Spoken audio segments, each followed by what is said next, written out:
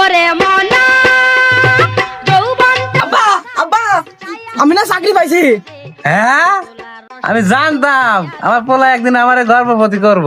কি যে বলো না আব্বা তুমি সব। ও বাবা, গর্বিত। গ্রামের মানুষ কইছে আমারে ছেলে অকর্মা, কিছু করবার পারবে না, ভিক্ষা করে খাইবো, স্বভাব দেখাইয়া দিমু। চল আব্বা, যারা কইছে তারে মুখি ধামা কইসা দিবি, আর যারা তোর খুঁটা দিছে তাকে মুখি হাইগা দিবি তুই। আচ্ছা আব্বা।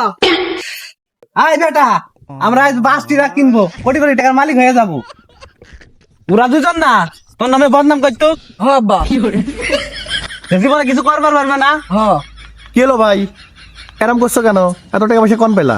আমার বলা চাকরি পাইছে, আমি বাস কিনবো, ট্রাক কিনবো, আইফোন কিনবো, সারা বাংলাদেশ কিনা নিবো। ভাই কি চাকরি পাইছে তোমার পোলাই যে এত কোটি টাকার মালিক হয়ে যাবা? এই মাহফুজ, বললা তো যে কৃষির চাকরি পাইছস। লেফটিন বলটা চাকরি পাইছি, ডেলি 5000। हे हरि राम कृष्ण जगन्नाथ प्रेमानंद ये क्या हुआ?